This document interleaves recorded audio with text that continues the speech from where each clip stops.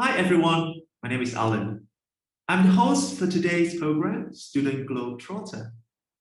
Today I'm really happy to invite my first guest speaker, Tiffany Rowse, and she is a student studying in UCLA. Hi, Alan. Thank you for having me. My first question is, how did you convince your parents or yourself about you having a major in arts in film? This is a really conventional subject. Do you actually spend a lot of effort on that? Yeah, so I mean, looking back, things kind of fell into place quite naturally on their own. So what garnered my interest in the beginning was that I noticed that starting off secondary school, I noticed that I really liked making short videos. And I did make a number of videos while I was in school, for whether it's for school projects. Sometimes, you can choose to make a slideshow or you can make a video, and I would often do the video option. Or just for some extracurriculars, I did English debate, and I also did, and also at school we had fun fairs, which is pretty common in secondary schools. So whenever there was an event like this, or there was an initiative, part of the club that I was part of, I would always, take the option of making a video to promote that, or to celebrate that, or to commemorate, and after the event, I would make something like that. So my parents were aware that I was doing these sorts of things. So I think convincing them wasn't as difficult because I had things to show for it. There were physical things that I could show that demonstrated my interest in doing this. So that was part of it. Another thing is, I think my parents were supportive, not because they were like, it wasn't like they didn't have any hesitations about how unconventional this is, how narrow the career path is, how much fewer opportunities I might be facing because of the nature of what I was interested in. They were aware of that, and they, had their reservations accordingly. But I think what really made up their minds was they trusted me as a person, as an individual. They knew that I was capable.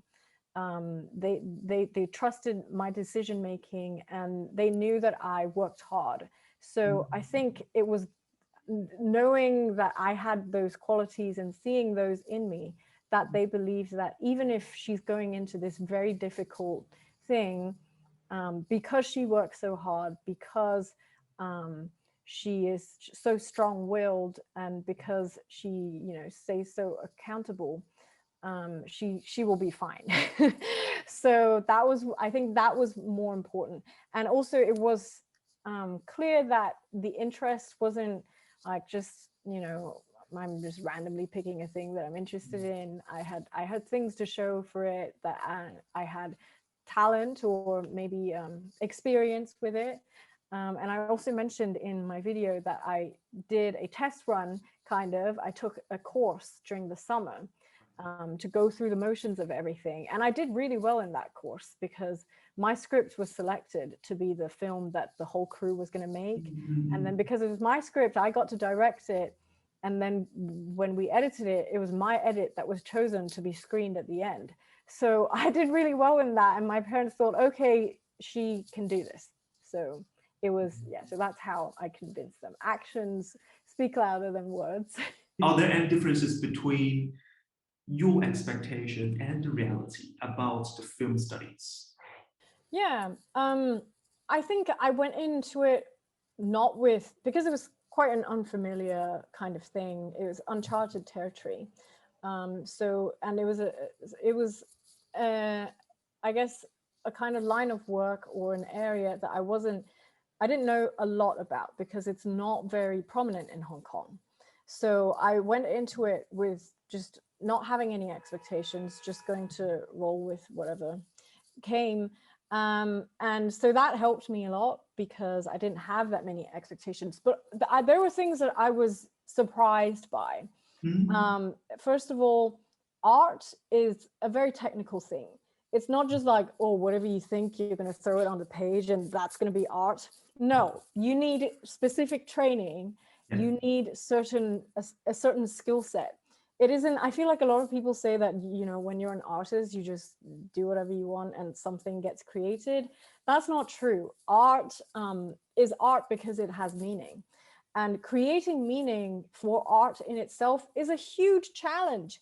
We, at UCLA, we spend 2 years learning the theory of film before we actually make films, because the idea is that if you don't even have the fundamentals, if you just have the technical skills to make something, if that thing doesn't have substance, it doesn't mean anything. And, you know, it's not valued the same way. So there was a real emphasis in, there was a lot of technical training, but there was also a lot of artistic and intellectual training.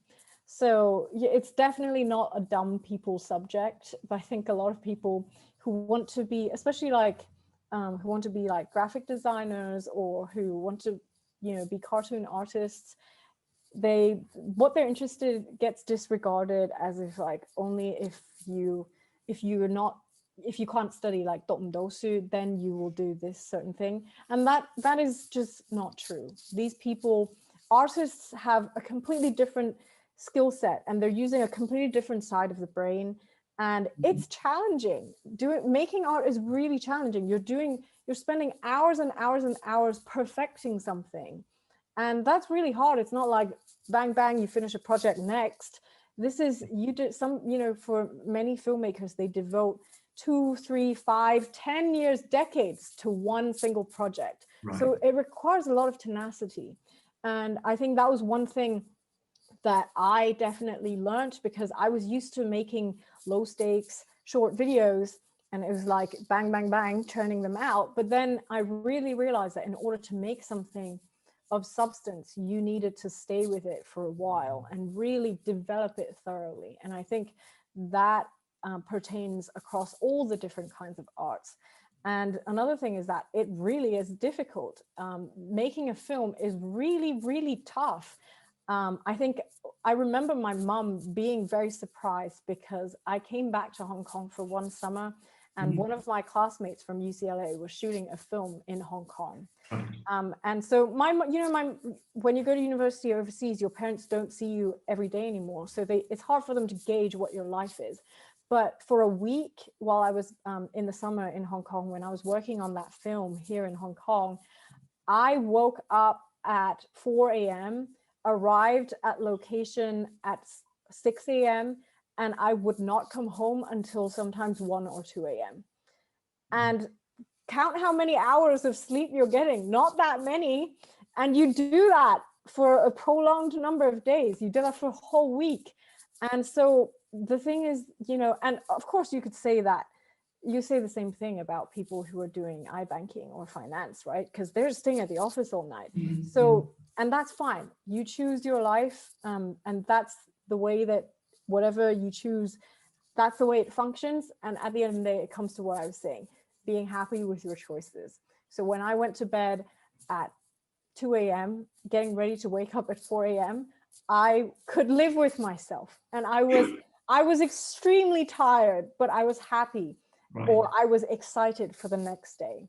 So I think, I think that was definitely one thing that I guess even I was taken aback by how difficult and challenging it can be. Quite a practical question. I think I'm on behalf of the students here. What do you think they should do to get easily admitted by UCLA? Especially in the arts faculty. Right.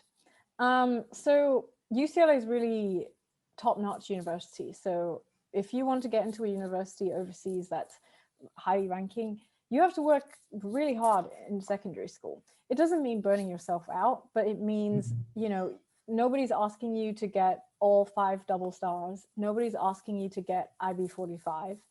I got into UCLA with an IB 40. I'm just going to say that, like, it's not spectacular. It's not great. It's not terrible either. But, you know, if you fulfill the basic requirements of the university, will tell you what they want. So if you can fulfill those, just make sure you fulfill those requirements. And obviously, the better you do, the more you outperform, the better your chances are, and that's always true. But the one thing to bear in mind for art school in particular is that they also ask for a portfolio.